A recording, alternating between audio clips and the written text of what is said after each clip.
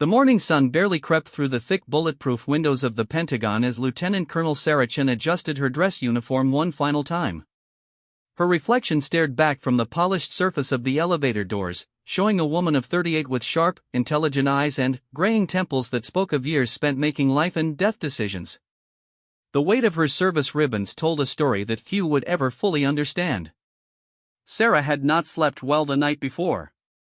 The mission briefing she was about to attend would determine the fate of 12 American hostages held by a terrorist cell in Syria. Intelligence suggested the hostages were being moved within 48 hours to a location where rescue would become impossible. The joint task force assembled for this operation represented the best America had to offer in special operations warfare. As the elevator climbed toward the classified briefing rooms, Sarah's mind drifted to her childhood in rural Montana.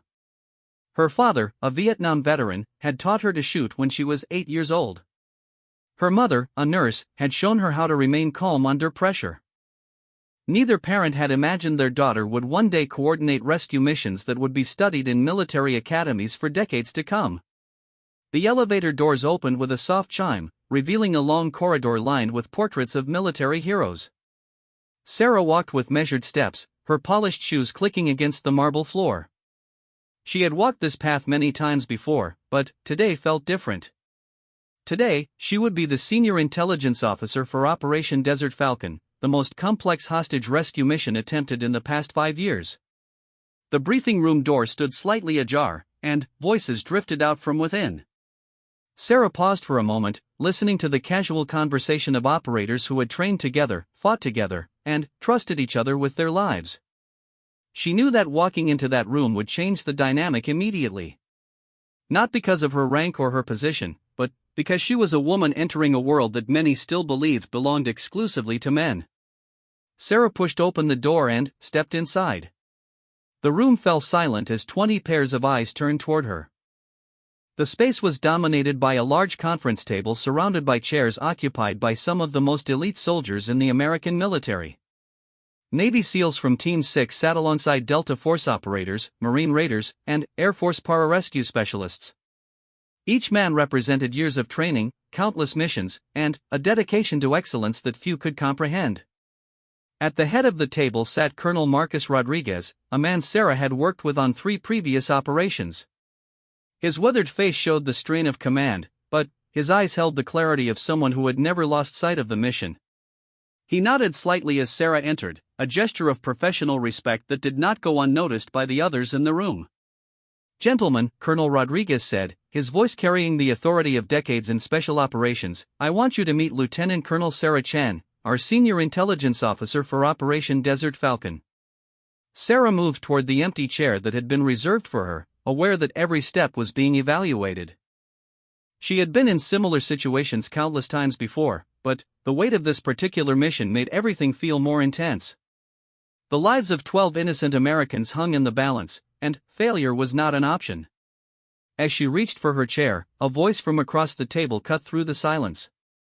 "Ma'am, what's your rank again?" The question came from a young Navy SEAL, his tone carrying a hint of amusement that suggested he might not take her seriously. Several other operators glanced in his direction, some suppressing smiles. Sarah looked directly at the SEAL who had spoken.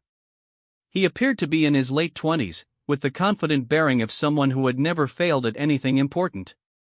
His uniform displayed the trident insignia that marked him as one of the Navy's elite warriors, but his expression suggested he viewed her presence as an anomaly rather than an asset. "Lieutenant Colonel," Sarah replied calmly, her voice steady despite the obvious challenge in the question. She had faced this type of skepticism before and had learned that the best response was always professionalism combined with quiet confidence. The young SEAL leaned back in his chair, a slight smirk playing at the corners of his mouth. "Sorry, ma'am, it's just that most of the intelligence officers we work with are." He let the sentence hang in the air, unfinished but clearly implying that most intelligence officers were men. Sarah felt the familiar tightness in her chest that came with these moments of casual dismissal. She had spent 18 years in the military proving herself over and over again, yet there were still those who saw her gender before they saw her qualifications. The difference was that now, after years of experience, she knew exactly how to handle such situations. I understand your concern, Sarah said, taking her seat with deliberate calm. You want to know that the person providing your intelligence has the experience and knowledge to keep you alive out there. The room remained silent, but she could sense the attention of every operator focused on her words. This was a critical moment, not just for the mission, but for establishing the trust that would be essential for success. Sarah opened her briefcase and removed a thick folder marked with the highest classification levels. The target facility is a converted warehouse complex 15 kilometers northeast of Aleppo. The terrorists have been using it as a staging area for the past 6 months. I know this because I spent 3 weeks infiltrated in the region last year, gathering intelligence on their operations. The young SEAL's expression began to change as Sarah continued. The building has 3 entrances, but only 2 are practical for assault. The third is rigged with explosives that are triggered by a pressure plate system I helped design the countermeasures for. The hostages are being held in the eastern wing, 2nd floor, in a room that was formerly used as an office complex. Colonel Rodriguez nodded approvingly as Sarah spoke. He had worked with her long enough to know that her briefings were always thorough and accurate. More importantly, he knew about her field experience, something that set her apart from many intelligence officers who worked primarily from behind desks. The terrorist cell is led by a man named Hassan al-Mahmoud, Sarah continued, her voice taking on the tone of someone who had studied her enemy intimately. He's 34 years old, former Syrian army, trained in Russia. He's intelligent, paranoid, and extremely dangerous. But he has one weakness that we can exploit. Every person in the room was now listening intently. The casual dismissal from earlier had been replaced by genuine interest in what Sarah had to say. This was the kind of intelligence that could mean the difference between a successful rescue and a catastrophic failure. Al-Mahmoud has a nephew, a boy of 16 who serves as his communications officer. The boy is not a true believer in the cause. Our psychological assessment suggests he's there because he has no other choice. If we can isolate him during the assault, we might be able to turn him into an asset. The SEAL who had questioned her rank was now leaning forward, his previous skepticism replaced by professional curiosity. How do you know about the nephew? Sarah met his gaze directly. Because I spent 2 days in the same refugee camp where he lived before joining his uncle.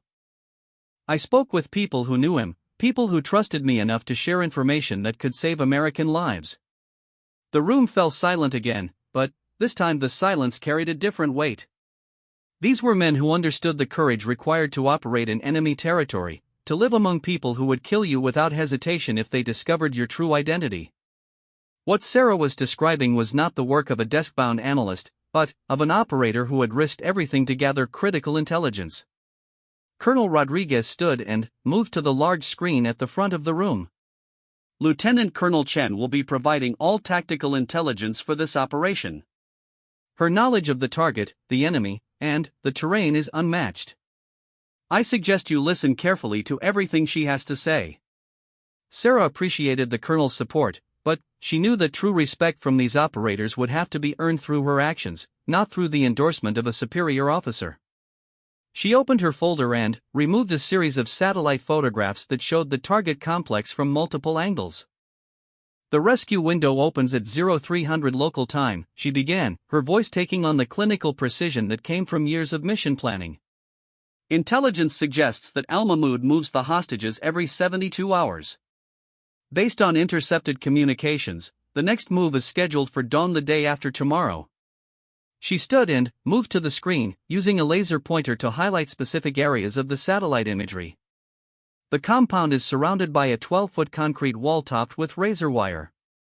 Guard towers are positioned at each corner, typically manned by 2 fighters armed with automatic weapons and night vision equipment.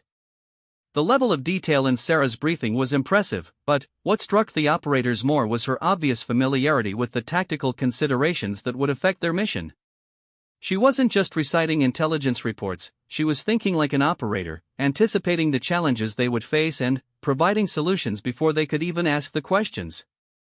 Vehicle access is limited to 2 gates, Sarah continued, one on the north side and one on the south. Both are heavily defended and equipped with anti-vehicle barriers. However, there's a drainage culvert that runs along the eastern wall. It's large enough for a single operator to crawl through, but it leads directly to a blind spot in their defensive perimeter. The young SEAL who had questioned her rank raised his hand. Ma'am, how recent is this intelligence? 48 hours, Sarah replied without hesitation. I have a contact inside the compound who provides regular updates on security procedures and hostage locations. This revelation caused a stir among the operators. Having a human intelligence asset inside the target was invaluable, but it also meant that someone was risking their life to provide information to American forces. The fact that Sarah had developed and maintained such a source spoke to skills that went far beyond traditional intelligence analysis. Is the source reliable? Asked a Delta Force operator from across the table. Sarah's expression grew serious. He's a janitor who works in the compound.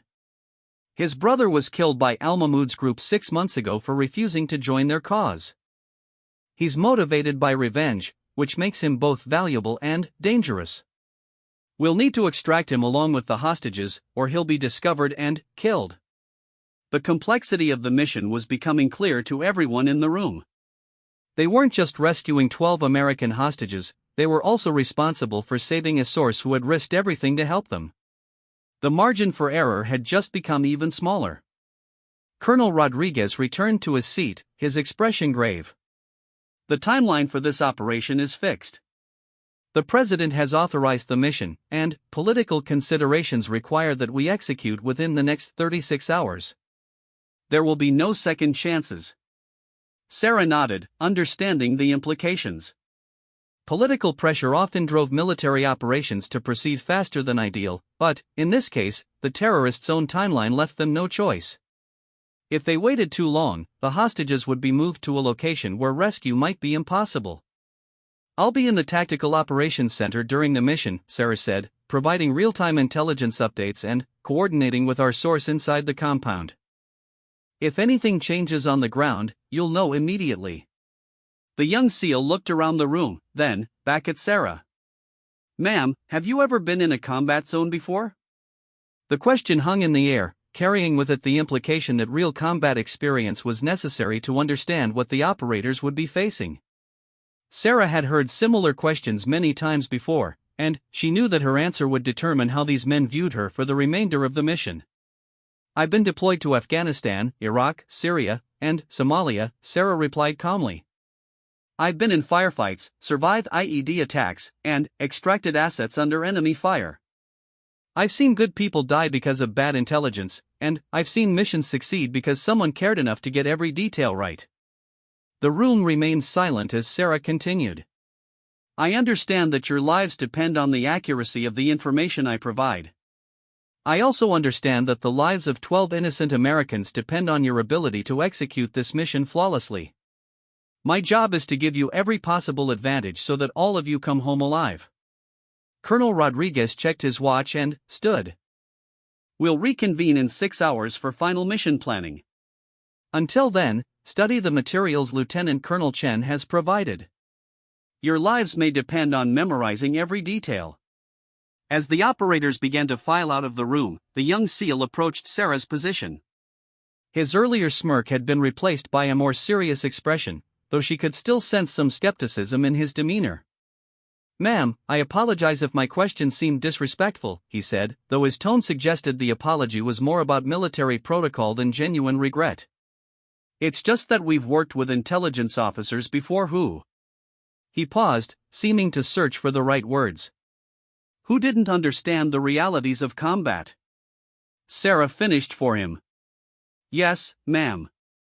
Exactly. Sarah began packing her materials back into her briefcase, her movements deliberate and unhurried. What's your name, sailor? Petty Officer First Class Jake Morrison, ma'am. Well, Petty Officer Morrison, I understand your concern. You want to know that the person providing your intelligence has been where you're going and understands what you'll be facing. Morrison nodded, his expression showing genuine interest in her response. The truth is, Sarah continued, I've probably spent more time in hostile territory than anyone else in this room.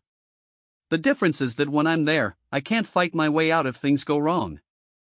I have to be smarter, more careful, and better prepared than any of you. She closed her briefcase and looked directly at Morrison. "Your training teaches you to overcome the enemy through superior firepower and tactics. My training teaches me to become invisible, to gather information without being detected, and to survive in places where discovery means certain death." Morrison's expression had changed completely. The casual dismissal from earlier had been replaced by something approaching respect, though Sarah could tell he was still processing what she had told him. "The mission we're planning is dangerous for all of us," Sarah said as she prepared to leave the room. "But, if we do our jobs right, those 12 Americans will be home with their families within 72 hours. That's what matters." As Sarah walked toward the door, Morrison called after her. "Ma'am, one more question." She turned back, waiting for him to continue. "How many times have you done this?" Sarah considered the question for a moment before answering. "This will be my 43rd hostage rescue coordination. 39 of those missions were successful. 3 failed due to intelligence failures that had nothing to do with my preparation. 1 failed because politicians changed the timeline at the last minute and forced us to execute before we were ready." Morrison stared at her, clearly processing the implications of what she had just revealed. 43 hostage rescue missions represented more operational experience than most special operations soldiers accumulated in entire careers. "What happened to the people in the missions that failed?" he asked quietly. Sarah's expression grew somber. "Some came home. Some didn't." "That's why I take this job seriously, Petty Officer Morrison. Every detail matters. Every piece of intelligence could be the difference between success and failure, between life and death." She turned and walked out of the room, leaving Morrison to contemplate what he had learned about the woman he had casually dismissed just an hour earlier. The young SEAL stood alone in the empty briefing room, beginning to understand that Lieutenant Colonel Sarah Chen was unlike any intelligence officer he had ever encountered. As Sarah walked down the corridor toward her office, she reflected on the familiar pattern of skepticism and eventual acceptance that seemed to accompany every new mission. She had long since stopped taking it personally, understanding that trust in the military was something that had to be earned through demonstrated competence rather than demanded through rank or position. But this mission felt different. The complexity of the target, the political pressure for rapid execution, and the lives at stake combined to create a scenario where everything had to work perfectly. There would be no room for error, no opportunity for second chances, and no forgiveness for failure. Sarah entered her office and immediately began preparing for the next phase of mission planning. She had 6 hours to refine every detail, to anticipate every possible complication, and to ensure that the men who would risk their lives in Syria had every possible advantage. As she worked, Sarah's mind kept returning to Morrison's questions and the skepticism she had encountered in the briefing room. She understood their concerns, but she also knew something that they would only discover in the coming days. She had faced challenges and survived situations that would test the limits of even the most elite operators. The mission ahead would require all of her skills, experience, and determination. But, more than that, it would require the trust and cooperation of men who had initially questioned her right to be in the room. Building that trust was just as important as gathering intelligence, because successful missions depended on teams that worked together seamlessly under pressure. Sarah smiled slightly as she thought about Morrison's expression when she had revealed her operational history. Tomorrow, when the real work began, she would have the opportunity to show these elite warriors that respect was indeed something that had to be earned, but that it could be earned by anyone willing to put their life on the line for others. The next few hours would determine not just the success of Operation Desert Falcon, but also whether Lieutenant Colonel Sarah Chen would gain the full respect of some of America's most elite soldiers. The challenge ahead was daunting, but Sarah had faced similar challenges before and emerged stronger each time. As the sun set over the Pentagon, casting long shadows across her office, Sarah Chen continued her preparations for a mission that would test everything she had learned in 18 years of military service. The men who had questioned her qualifications were about to discover what she had always known, that courage, competence, and dedication knew no gender boundaries in the pursuit of protecting American lives.